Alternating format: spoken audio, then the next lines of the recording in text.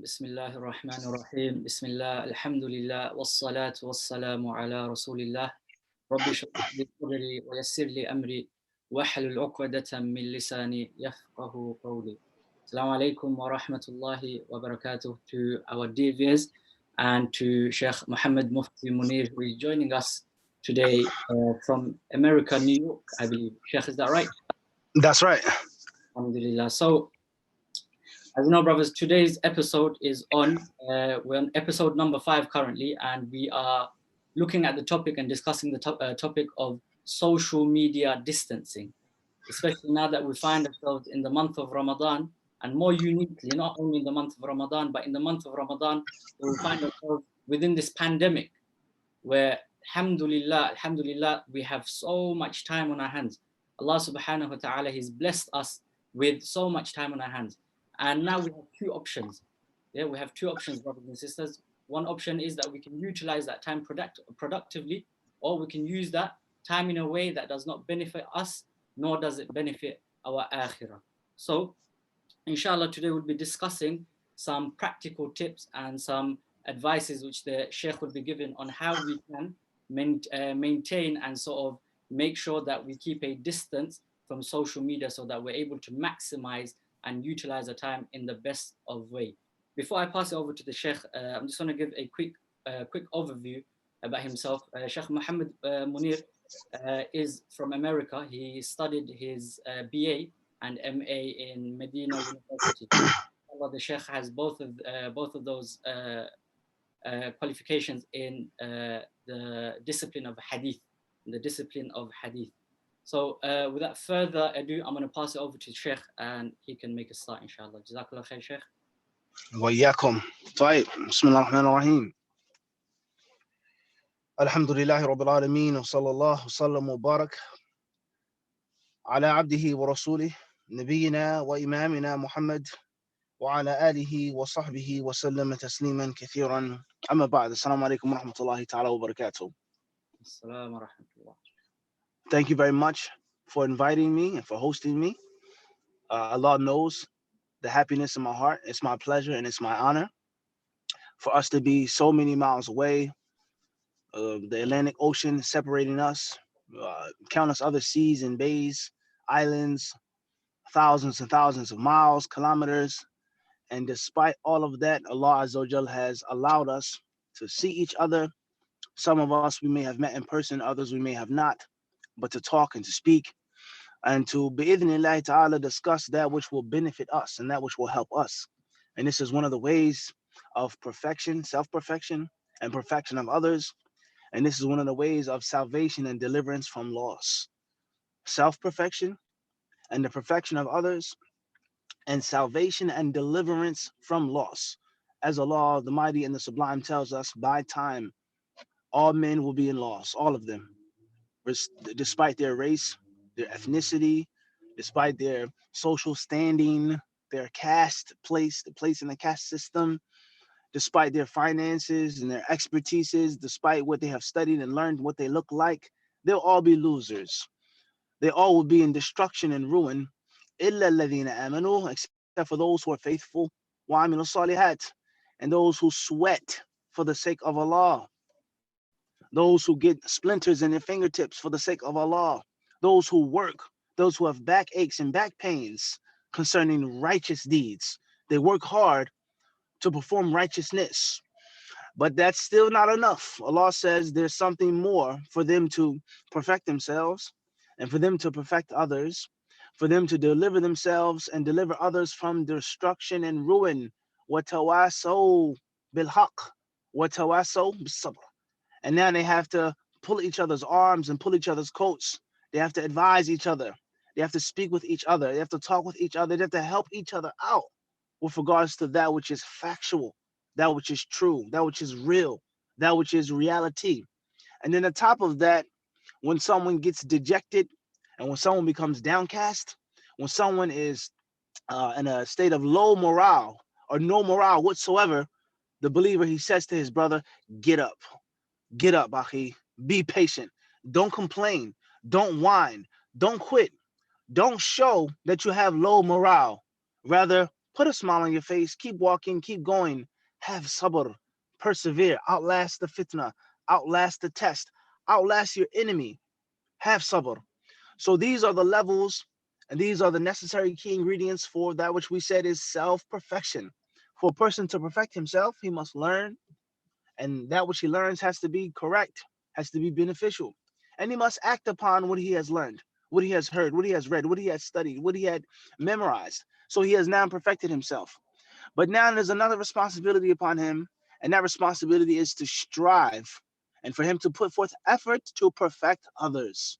His wife, her husband, your neighbors, your mother, mother-in-law, the people who are around you in your immediate circle and outside of your immediate circle. You have to strive to perfect them. And that is by advising them, teaching them, cooperating with them, helping them out. When you're invited to speak, you're invited to talk, you're invited to give some type of beneficial speech or statement. Bidnillahi ta'ala, you make yourself available.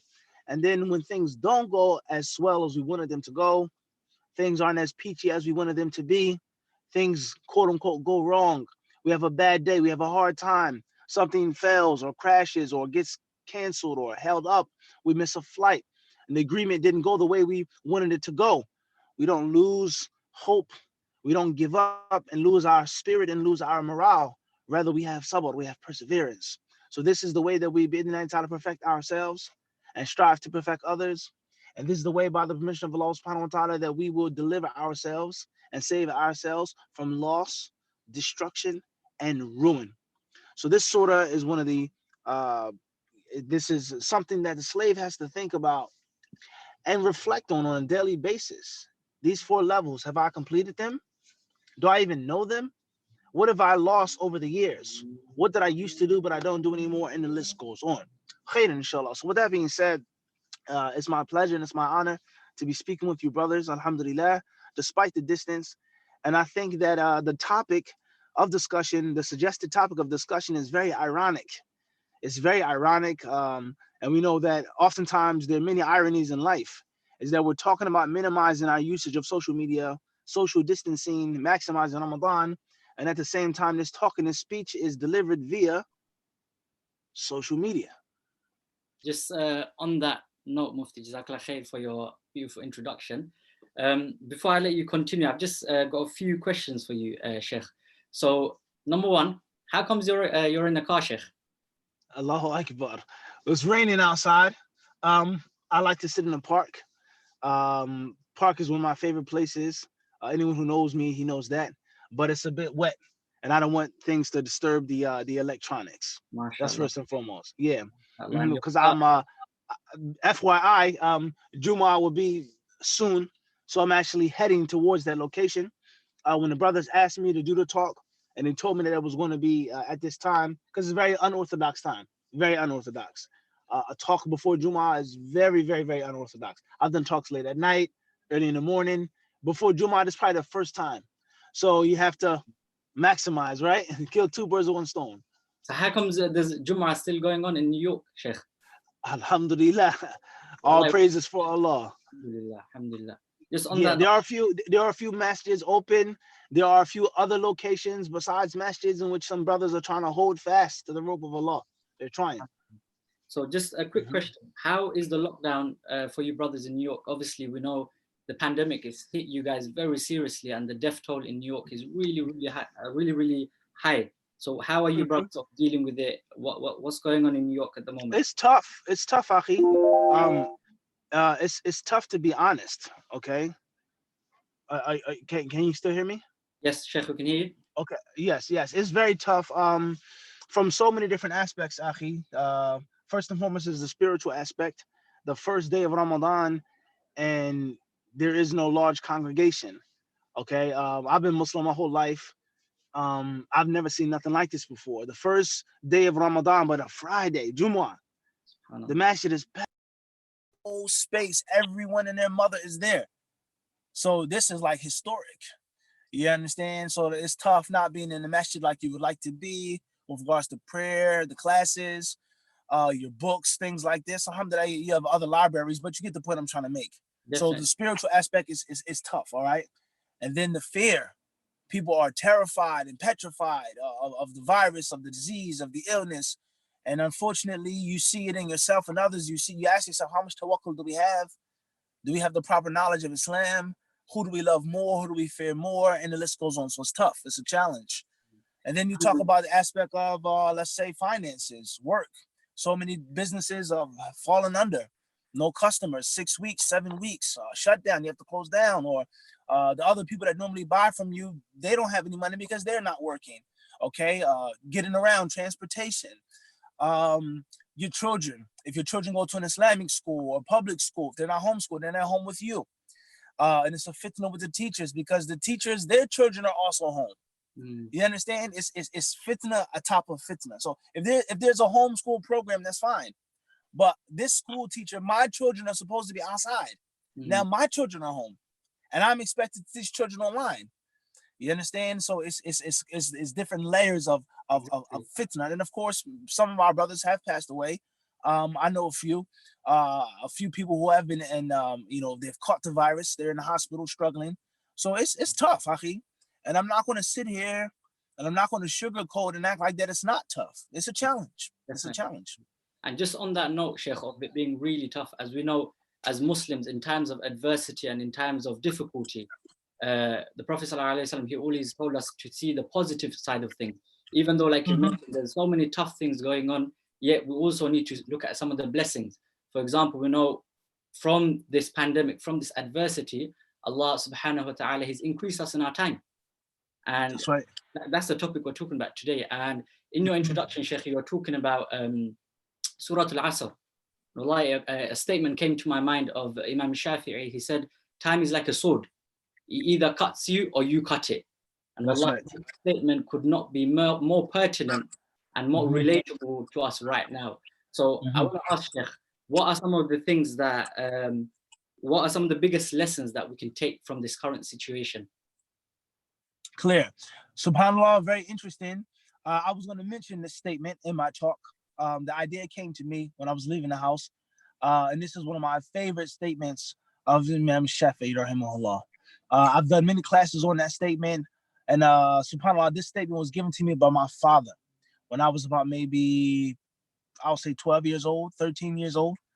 My father, he told me this statement. He said it to me in Arabic, and I never understood it. I never got it. I never truly comprehended what it meant in the depths of it until I became, an adult, until I grew up, until I became independent. I left the house and I went overseas. And then I understood why he told me that statement. Al-waqtu kas-sayf, illam taqta'hu, yani illam taqta' bihi, qata'aka. This time is like a sword. If you don't utilize it properly, as you said, it will be utilized against you. It will cut you. So that's a tremendous statement, a profound statement. And subhanAllah, I was thinking about mentioning that statement with regards to our discussion. What are some of the advantages and the benefits and the ways of utilizing our time during the lockdown and distancing ourselves, so on and so forth? Excellent question. First and foremost is our lives are very fast-paced. We move about so much. Oftentimes we eat and we drink on the run. Like now I'm doing a talk in a car, in a lecture as I travel en route, so on and so forth, all right, leaving the house. So many of the traditional things and the traditional ways don't exist. It doesn't exist. Meals are quick, prepared, quickly prepared. You drink, you eat, you travel, you work, you go here, you do this. Everything is on a schedule. So one of the benefits, I think, of the lockdown is that it allows us to slow down a little bit. And we know that everything is in balance and in rhythm. Allah made the universe in harmony. And when the universe is outside of that harmony, it's out of sync, we know that that's not what Allah wants. And this is one of the reasons why shirk is such a deadly and grave sin. It's the worst sin, the deadliest sin, the most grave sin. And that's because it takes the universe out of sync. It's out of harmony. It's not meant to be like this. Ibn al-Qayyim, he explains this in the debt with the disease and the cure. And he mentions that shirk goes against the creation of the heavens and earth. And when there is shirk, then there's no harmony in the heavens and earth because it just doesn't make sense. It's not meant to be like that. So our lives oftentimes are rushed and they are chaotic. And oftentimes we get migraines, we get headaches, we get certain diseases and ailments. People talk about cancer and this disease and this illness, oftentimes because of the lives that we lead. And we're always in a rush. and we're rushing our food, and we're going from one place to the next, and we're sitting inside of a building, and the air conditioner is on, and we're not getting the necessary whatever we need of how Allah made us. So I think this is one of the things that we can take from this lockdown. When I was in Medina once, I had a very good friend of mine. He was from the UK actually, and we had a very open relationship. We would talk and discuss many things. And one day we were talking about the different imperial colonies of UK, of the Queen, of the Crown, so on and so forth. And we were talking about history and the lands of the Muslims and the different continents that were carved up. So we were joking and we were discussing this issue of history. And the point that I'm trying to get to is that I said something. I said, well, you're British, you're from the UK, and you know, the country in which your parents come from, you're not unfamiliar with that country, etc., etc. So he says, I said, well, he says, well, I'm from the UK, Akhi. He said, we have hospitals, we have this type of technology, we have this type of healthcare, we have this type of service, so on and so forth. So he thought that he won the argument. So I countered him and I said to him, well, if it wasn't for the lifestyle that you have, the foods that you eat, the technology, the concrete, this, and that, there would be no cancer. There would be no diabetes. There would be no need for the hospitals that you take pride in your country, in contrast to the third world country or the underdeveloped country. Because it's underdeveloped here, but the people's lifestyles are simpler. They're easier. They're slower. All right. Access to sugar and salt and all of those things are not like how it is in the UK or any other country. America is the same, no different. So you get the point I'm trying to make, is that sometimes we need to slow down. Sometimes we move too much. We're going too far, too fast. And every now and then we need to slow down. And this is one of the wisdoms of Allah giving us sickness. It's to us to realize that we have to humble ourselves and we're not invincible. Human is weak. Human body is weak, and the human body needs rest. And the human body, oftentimes, he needs to just, take a break from his high-speed pace. So I think this is one of the benefits that we can get from this lockdown. Mm-hmm. Also, you're talking about how, the sort of physical diseases and the physical ailments that human beings have, and it shows us how weak we are, isn't it? And subhanAllah, just thinking about something, especially with the topic that we're discussing, what about the psychological and the mental ailments that we have, especially in this age of social media, Sheikh? There's Snapchat, there's Facebook, there's Twitter, there's Netflix, and being on your phone, being on your iPad, being on your computer 24/7, wallahi, it has a huge psychological and mental impact on you. So media, as we've mentioned, and as you've said, it can be positive. However, it's got its negatives as well, isn't it? And I was reading an article the other day, Sheikh, and it mentioned that in the West, depression as well as suicide rates have increased on a huge scale, and mental health has increased on a huge scale. And some of the factors for that is social media. He said because people are so reliant and they're constantly looking at other people's lives. They're on the phone 2, 3 in the morning, watching movies, following this Instagram famous person, this Facebook person, and then they're sort of deceived into thinking through social media that this is life, this is what I want to be. And my question to you, Sheikh, how do we firefight that? What is the way? What are some advices and some points that you can give us? Clear. That's a reality. Just mental stimulation and your mind always being engaged. Sound, picture, notification, something is ringing, and I'm not pleased with just being who I am. Okay, how I look, how I sound. You talk about dawah. Perfect example. You're giving a beneficial class, you're teaching the people, but because you're always in social media, you're worrying about the next sheikh and the next da'iyah. So this is what I have to sound like, and this is what I have to look like, and this is what I have to dress like, and this is how many followers I need to have, and this is what type of introduction I have to have, and this, and this, and this, and this. And you're always engaged with the next man, as you mentioned. You're always engaged in a like or a dislike. You're always engaged in a comment. People that go on YouTube just for the comments. Do you understand this? They're not even watching the video. They're in the comment section just for the comments to see what the next person has to say. And am I thinking the right way? Am I the crazy one? So there lies no doubt it's a very powerful tool against the mind or for the mind. But right now, we're only talking about the adverse effects. We know that there are positive effects, clear. But the discussion is the adverse effects and how to counter those adverse effects. I think the first step is to realize the strength and the power of it and never to underestimate it, as many of us do. Oh, I'm just online. It's no big deal. Oh, it's just the internet. It's no big deal. Oh, it's just the Wi-Fi. You have to realize this is something powerful. And this is something that it can consume you. And there are people who live their lives virtually from A to Z. Every aspect of life, religion, everything is virtual, is online, social media. So just stop and think about that now. Just to interject there, I just want to say a point of benefit, subhanAllah. So you said social media and generally the virtual media, it can have a huge impact on our lives. Again, I do a lot of reading, and I was seeing in the United Kingdom currently, the divorce rate is currently going up. And one of the reasons for that is yet again social media.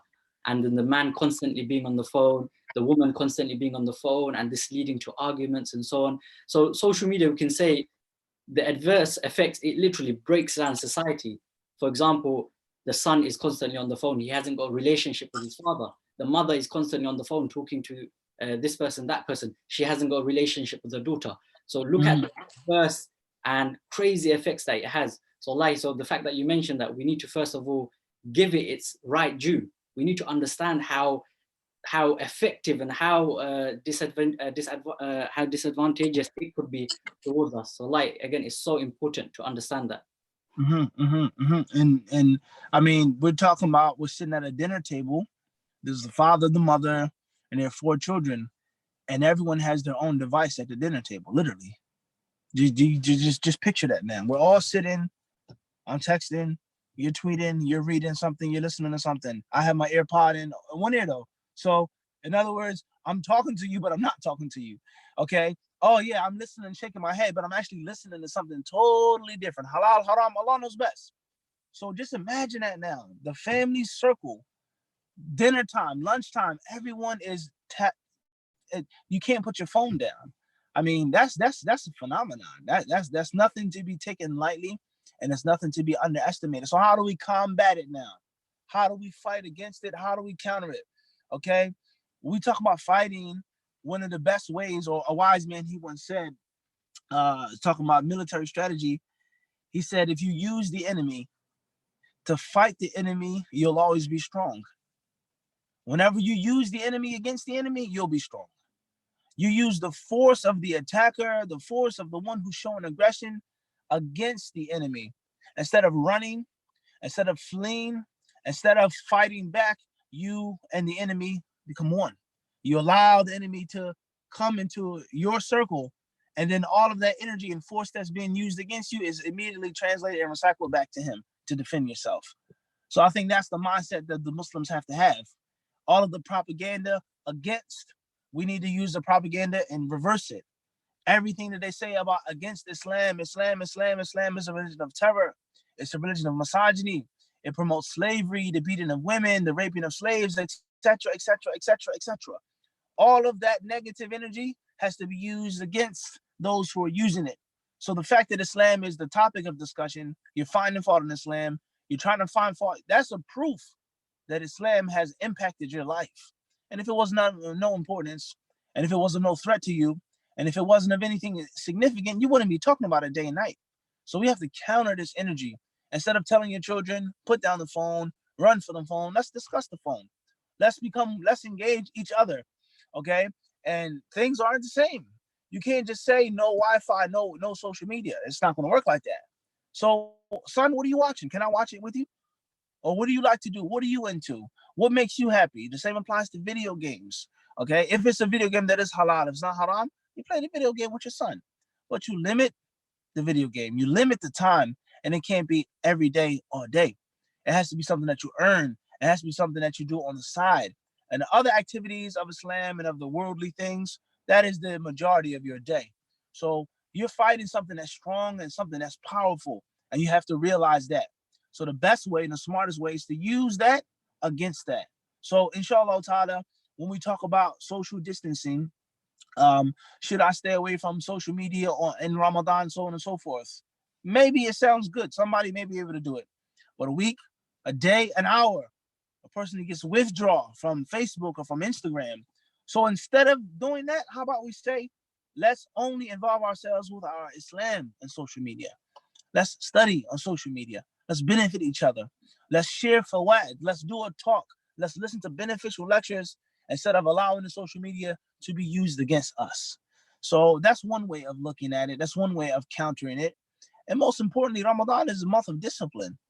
Dabt nafs, you have to discipline yourself. You cannot allow yourself to sit and watch video after video and movie after movie and tweet and message and notification after notification. Control yourself. And if the Muslim loses self-control, and if the Muslim loses self-discipline, what remains of his Islam? If the thing is in control over you. So I think these are some of the lessons that we need to discuss. Self-control, self-discipline.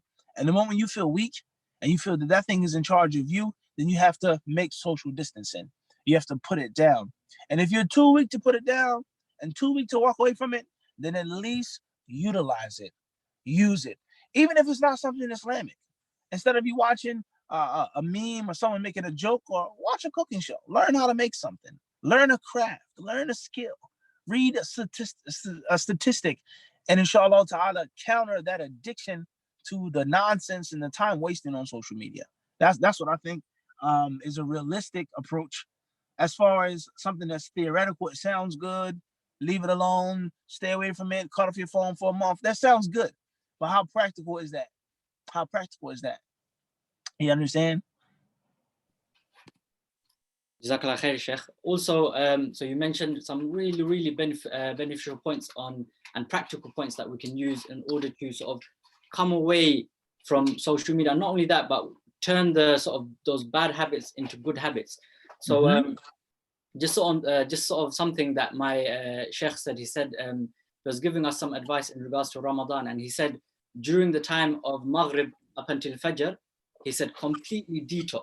He said completely stay away from your phone and focus on worship, Quran, dhikr, spending time with your family, etc., etc. However, obviously for some that may be easier than others, right? Some of us were addicted to the phone, like, and we know one of the vices that come from phones and other sort of social media is the sort of addiction of pornography.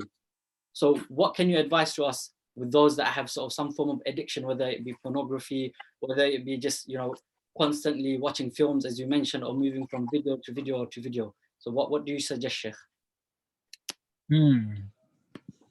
I would say talk about slavery. You're a slave. Who are you a slave of? Allah or of your desires? What is the meaning of worship? And what is the meaning of a slave or a servant? Let's just define those terms. And also let's look into the concept of a slave and a master. Something that tells you what to do, when to do it, how to do it. And if you refuse and if you disobey, and if you are hesitant in obeying the will of your master, you're going to be punished. You're going to be punished, right? And when you do the bidding of your master, you'll be rewarded, or you're expected to be rewarded. Just think about that now. Think about that now. When it comes to any type of vice, any type of addiction, whether it's something physical and tangible, or whether it's something on a screen. You mentioned pornography.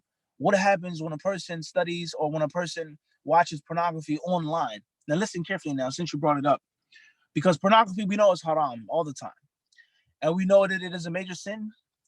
And we know that watching and having these magazines and things, this is destructive. But the pornography on the internet is that destruction multiplied maybe 100 times, 100 times more. Okay, we talk about, let's make an analogy of cigarettes, people who smoke cigarettes versus people who smoke hookah or shisha. I had a friend once in Medina. He was a student of knowledge, he's a graduate. And alhamdulillah, there were some years in which he was going through some rough times. And he told me, he said, Mufti, he said, have you ever smoked before? I said, no. He said, well, I used to smoke shisha. He says, and one thing of shisha is like 10 packs of cigarettes. It's no comparison. The taste, the smell, the aroma, so on and so forth, is no comparison between the two.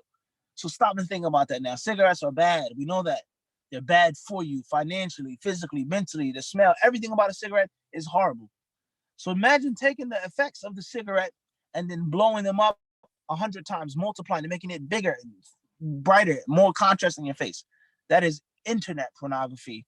And experts, they say, is that there are channels of the brain that are tapped into, and there are levels of dopamine that are released from the brain like nothing else when it comes to the pornography on the internet.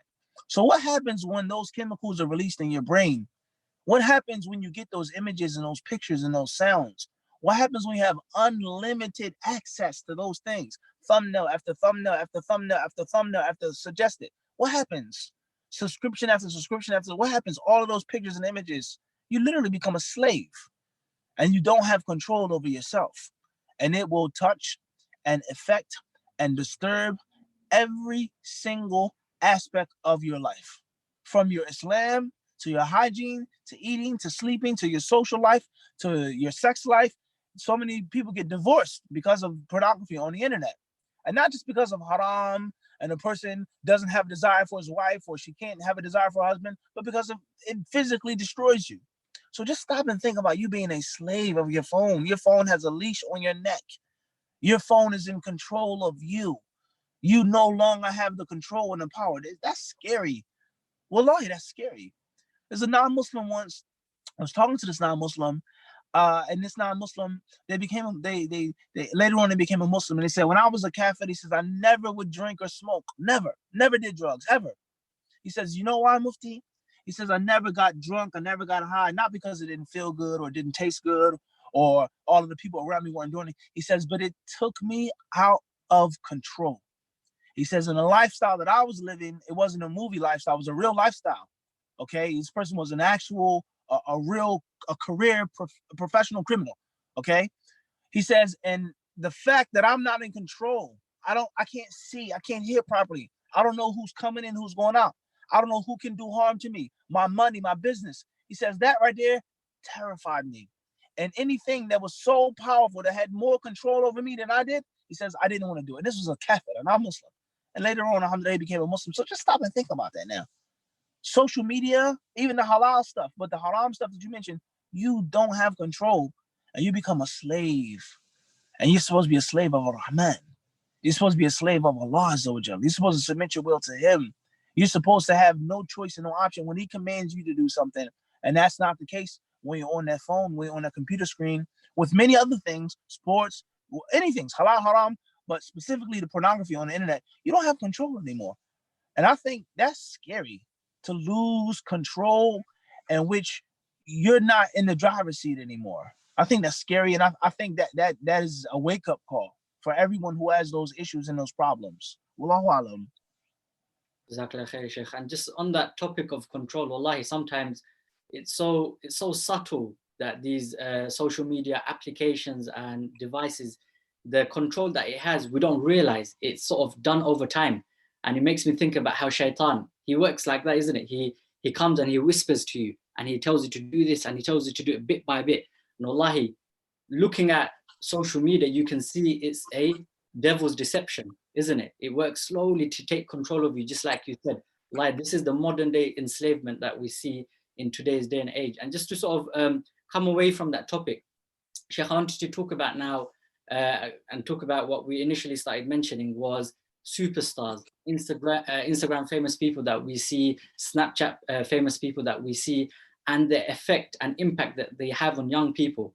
Why? Just to share a slight point about myself. Even when I remember when I was younger, when I saw people that were on the big screen, people that are on Facebook, people that are on Snapchat, Instagram, you wanted to be like them, you wanted to imitate them.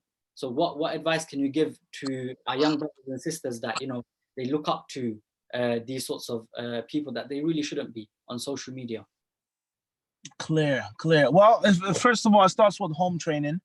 It starts off with the parent, the father and the mother, leading by example, and instilling in their children the proper ambitions and objectives. What I want to be like when I grow up, what I want to do. I think this is one of the most commonly asked questions to kids.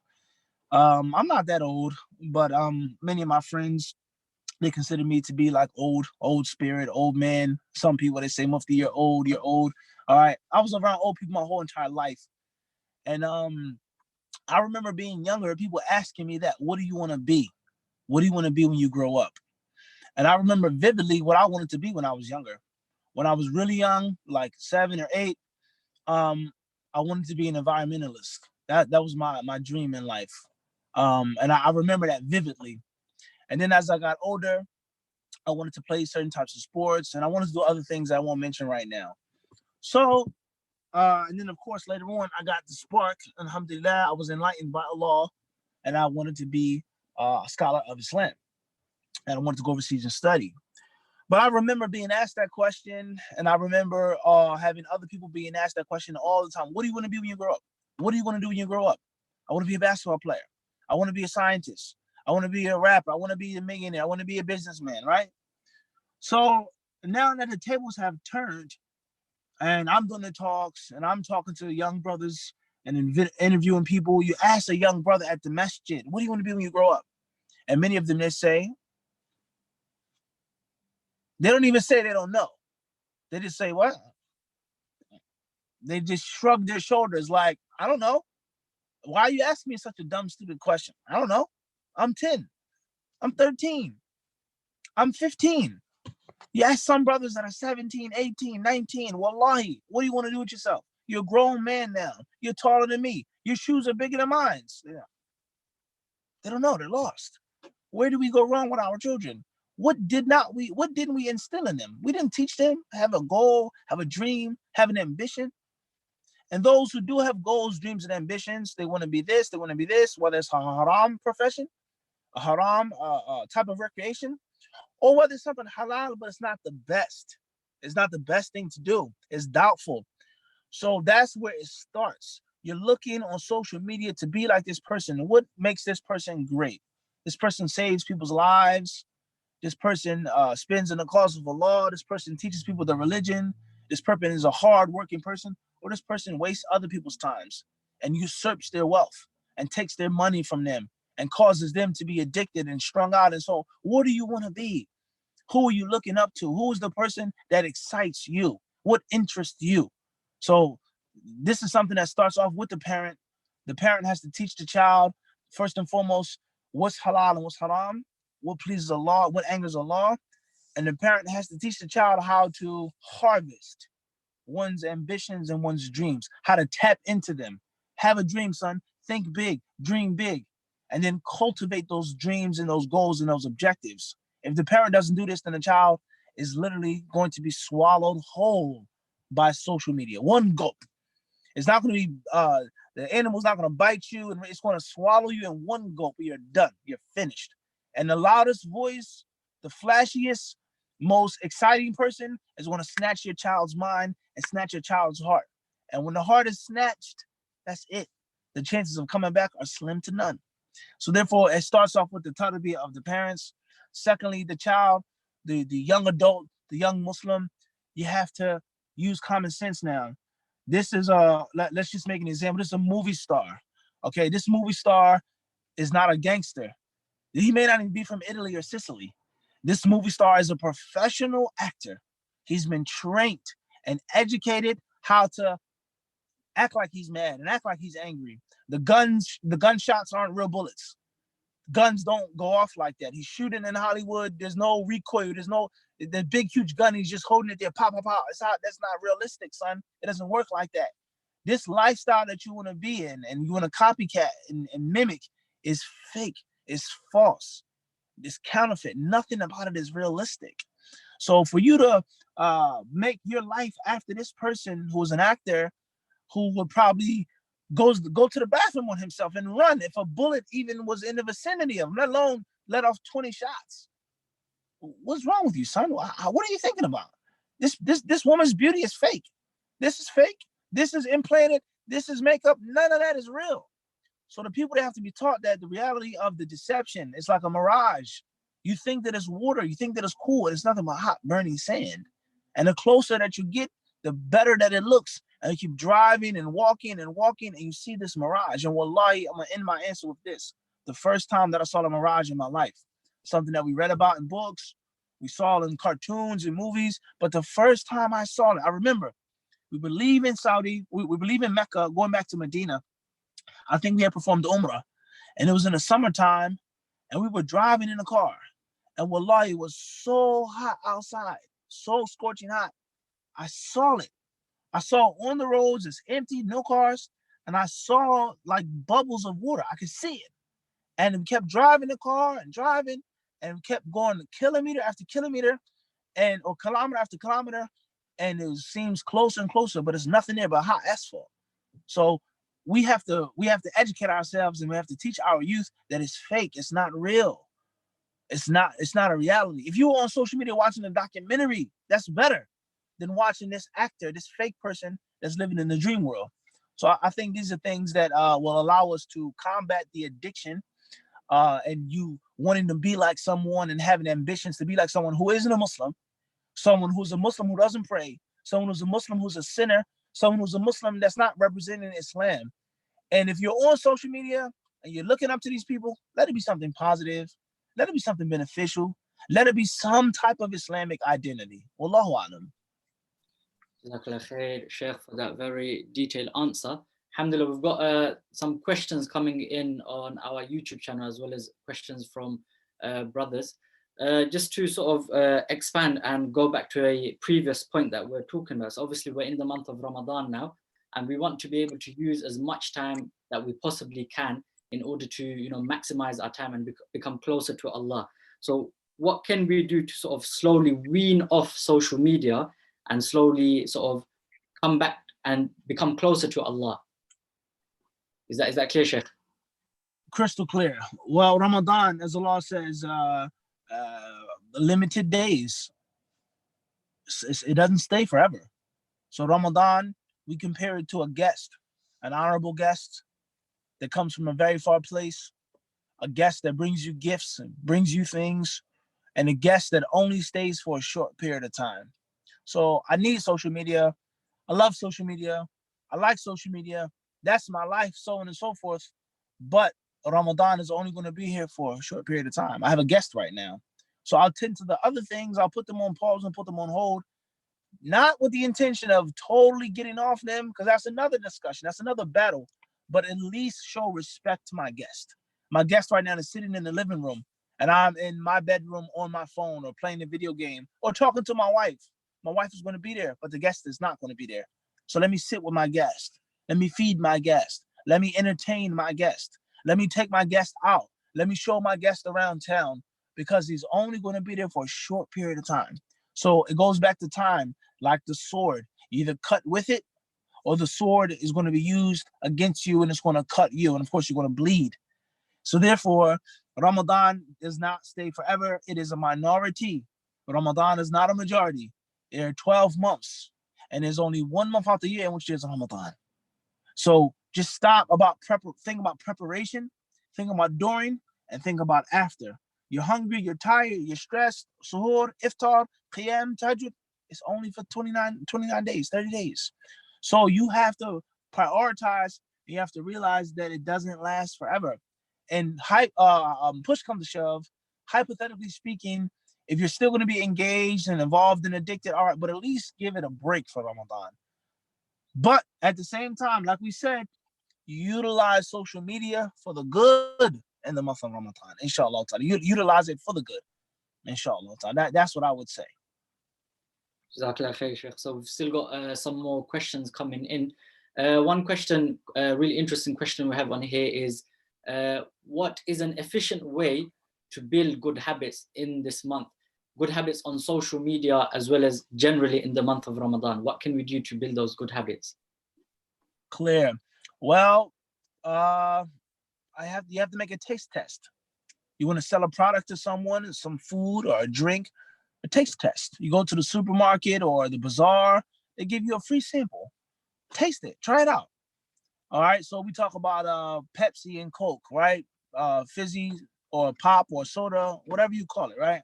Carbonated drinks, soft drinks. They say this has 0 calories in it, 0 sugar in it. It says no way that it can taste the same and have no sugar. It's impossible. What do they tell you? They say, what? Taste it. Try it out. Don't judge before you taste it. Inshallah ta'ala, we'll give you a free subscription. Try it out. And then for sure, you'll be willing to spend your money on it. So that's what you have to do with regards to doing good. Taste it. It's hard to go to the mosque. I'm busy. I'm doing this. All right, tell you, just go, Akhi. Just sit in the class for one night. See how good it feels not to look over your shoulder. See how good it feels in that you're not the center of attraction. See how good it feels for you to be in the masjid, the house of Allah, every day from Maghrib to Isha. How good it feels to give sadaqah. Wallah, you can feel it. You feel gratification when you spend your money on someone else and you don't expect anything back from them. But you'll never know the sweetness of the ibadah. You never have the ability to become addicted to the good. You never have the ability to form the positive habits if you don't taste it. So you have to give yourself a sample. So don't think about conquering all 12 months. Don't think like that. Just think about conquering 1 month. Inshallah ta'ala, I'm going to give sadaqah. I'm going to feed a poor person. I'm going to visit an orphan. I'm going to send a package of food to a widow. I'm going to sit in the masjid all day. I'm going to cut my phone off. Not airplane mode. I'm going to cut it off. I'm going to leave my phone home. I'm going to make it itikaf. Just try it out. And you'll be shocked at how good it actually feels. But the shaitan, he warns you. Your nafs, it warns you. And you have doubts and you're skeptical about the world without my phone, the world without the internet. The first thing people do when they check into a hotel is they do what? What's the Wi-Fi code? First thing. What is the Wi-Fi code? They give it to you on the key to the hotel because they know that's what you want, especially if you're in a foreign country. So the way to form good habits, inshallah, before you think about forming a habit, before you think about making that a part of your practice, is that you have to taste it. You have to become addicted to the good. It feels so good. It tastes so good to do the right thing, to feel the ibadah, but the shayateen are calling you to do the opposite. So I think that's the first step with regards to liking something and forming a habit and getting into your practice, is to enjoy its sweetness, inshallah. Jazakallah khair, Sheikh. Obviously, we don't have much time left. We've got about 10 minutes left. So I just want to fire some quick fire questions at you. So just from our chat here on the YouTube channel. So one of the question comes here is, Sheikh, what is the best way to do self-talking? So talking to the nafs. Talking to the nafs, look in the mirror. Have some time that's quiet before you go to sleep at night and reflect. Ibn Qayyim mentions the servant should go to sleep at night making tawbah. And it doesn't have to be a physical tawbah. Just mentally think about it.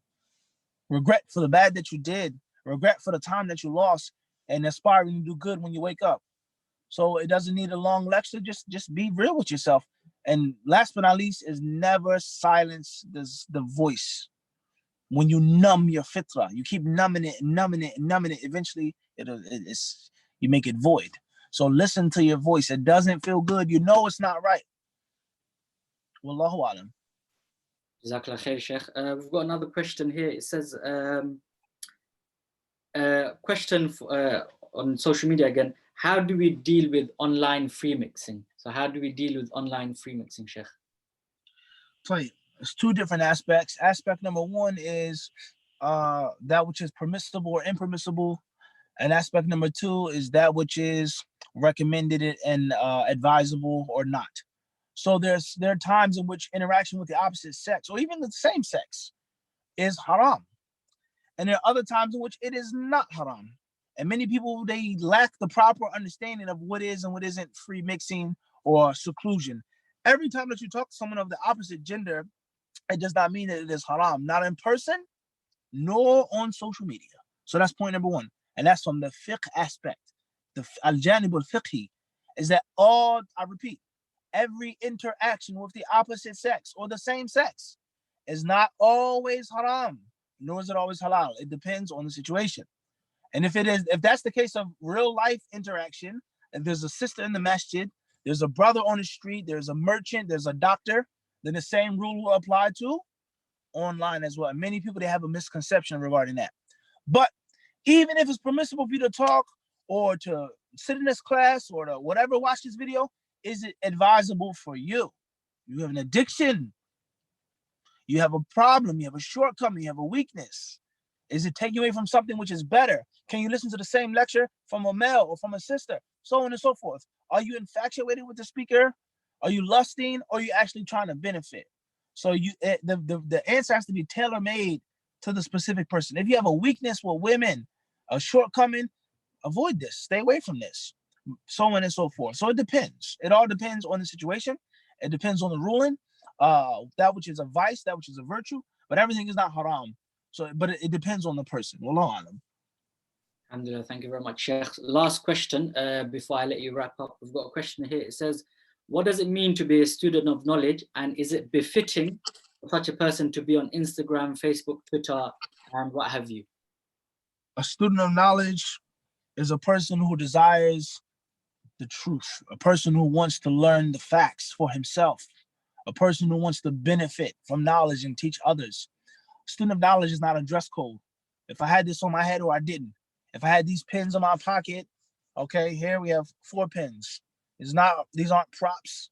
These are actual real pens with ink that I use, that I write with. But inshallah, I still could be a student of knowledge even if I didn't have these pens in my pocket. They mean nothing. Big deal. The type of cap that I'm wearing doesn't make me a student of knowledge. If I didn't have on the thobe, it doesn't make me a student of knowledge. A student of knowledge is a mindset, is a mental state that you're in, that I want to learn, I want to read, I want to benefit, and I want the truth. And I don't want to be pleased with being a layman, a lay person. That's a talib al-ilm mentally. And from that comes this, comes that, comes this etiquette, etc. Most people today, they have a misconception of a student of knowledge, and they think if you have a Parker pen or a Schaefer pen or a Cross pen, talib al-ilm. If your thobe comes from Kuwait, if it comes from Medina, talib al-ilm. If you have this such mark, talib al-ilm. This beard, talib al-ilm. Your pants, your thobe is at this height, you're a talib al-ilm. La, no. Student of knowledge starts here. Talib al-ilm starts here in the heart. And then from there sprouts the other things and the other issues. So it's a mind state where you are and what you're doing, whether you're in a library full of books or whether you're on social media. A talib al-ilm is a talib al-ilm. That's number one. All right. So that's first and foremost. Can a student of knowledge, or should a student of knowledge be on Instagram and Facebook? Is it befitting? I don't think it's an issue of is it befitting. I think it's an issue of it's a must. It's obligatory. It's mandatory for a student of knowledge to utilize every avenue and every opportunity to call to Allah and to educate. And if the students of knowledge, if the scholars, if the people of ilm, if they weren't on social media, we would leave it up to the fusaq, the sinners, leave it up to the kuffar, leave it up to the munafiqs. Abadan. The Muslims must have a seat and they must have a voice in this parliament, quote unquote. They cannot allow all of the votes to be to the evil people. They have to have a voice in which they speak up, in which they call to Allah and invite to Allah and stand up for the truth. And that is through social media. So therefore, my opinion and my view, that which I know in my heart, is that the people of virtue cannot be missing. They cannot be absent from social media. And if they were absent and void, if there was no representation of Islam, of Sunnah, of ilm, of the proper orthodox way, who would be in control? And we're already outnumbered. We're already outgunned. We're already outmanned. We are a minority, a tiny, vast minority. So if we remove ourselves, I'm not going to go on YouTube. I'm not going to go on social Facebook. I'm not going to Instagram. Who do we leave it to? The people who say that Islam means love, peace, and happiness. Do whatever you want. Islam is easy. The religion is easy. You don't have to fast. You don't have to pray. You don't have to wear hijab. Riba is not haram. Leave it up to them to represent Islam. So I think critical thinking is needed here. Everyone doesn't have to be on social media. Everyone doesn't have to be doing this, but people must be of knowledge. Wallahu alam. Jazakallah khair, Sheikh. We don't have much time. There's about 3 minutes left. So I'm going to, inshallah, what I want you to do, obviously, we've talked about the benefits. We've talked about the adverse effects that social media has. I just want you to, inshallah, in the last 3 minutes, just wrap it up. Give us your final practical advices. Remember, we said we want to give some practical points to our brothers and sisters, and just to sort of wrap up the topic, inshallah, Sheikh. Wrapping up the topic, the practical advice: Ramadan is a gift. It's a gem. You have to cherish it and you have to take advantage of it. Anything which distracts you from utilizing and benefiting from this beautiful gift and gem, you must make a struggle, jihadun nafs, a struggle against yourself to distance yourself and to wean yourself off of that thing. And you have to look in the mirror at the end of the day and ask yourself, who am I a slave of, Ar-Rahman or Instagram? Am I a slave of Allah's good pleasure? I worship Allah seeking his good pleasure, or am I a worshiper of my desires? Okay, take small steps, don't go extreme, don't be too fast, and take progressive steps and build momentum. You have to build momentum slowly, and then inshallah ta'ala, you can go at a fast pace. Wean yourself off of it piece by piece, slowly, progressively, take leaps, take steps. You have to seek Allah's help. You have to be courageous. You have to be brave. It's not easy. It's not a simple task. And last but not least, as you mentioned, social media is also like a sword. If you don't use it for good, if you don't use it for benefit, then it will cut you. It will harm you. So use social media for learning, for da'wah teaching. Use social media for the Quran, its reflection, for the fiqh rulings. Use social media to look at Allah's earth. Instead of you saying, I'm not going to do no social media. Okay, limit your social media or channel it. Learn how to irrigate it. There's a vast body of water. How do you get it to the small parts of land? You irrigate the water, all right? So you have to irrigate social media. There's so many beneficial things on social media versus the many haram things on social media and the dislike things. So you have to be wise, you have to be smart, you have to have courage, and you have to realize that you're weak. And anytime you feel yourself falling and slipping, avoid and stay away from it. If you want to stay away from it for Ramadan, play it. If you want to still use it here and there, play it. You want to benefit yourself in Ramadan from social media, play it. Everyone is going to be different. Everyone has their own way of looking at things. As Allah Azza wa Jalla tells in the Quran Kareem, Inna sa'ikum lashatan. Qul kullu ya'malu ala shakilatihi. Allah says everyone works on his shakila. Everyone is going to be on his mode and his style. Inna sa'ikum lashata. Everyone is going to be different and diverse. Think about yourself and don't think about the next man when it comes to social media. And be careful for your children and be jealous for your children's minds and their eyes, what they see, what they hear. Be jealous upon your children. And Allah knows best. Wallahi, Sheikh, Jazakallah khair. Wallahi, for myself, and I'm sure for the viewers who've joined us today for this, for episode number 5, I'm sure it has been of great benefit. And I ask Allah and I pray to Him and I make dua to Him that He allows us to benefit from the advices that have been given from Sheikh Mufti Muneer today. Wallahi, Sheikh, I can't thank you enough for giving us time.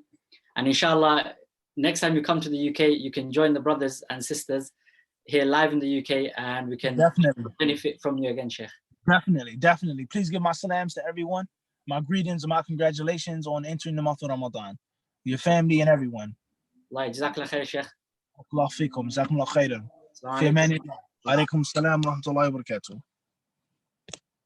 Alhamdulillah, brothers and sisters, I hope and I pray that inshallah that was of the utmost benefit for everyone that was watching today. I want to advise the brothers, please, and the sisters that are watching, please subscribe to our MYN YouTube channel, join us on our Facebook channel, on Instagram, on Twitter, and all these social media accounts that I have. I know it's quite ironically I'm saying this, even though the topic was about social media and how we can benefit from it in a positive way. Also, please share the videos, subscribe to our channels, and wallahi, jazakallah khair for joining us today. Assalamu alaikum wa rahmatullahi wa barakatuh.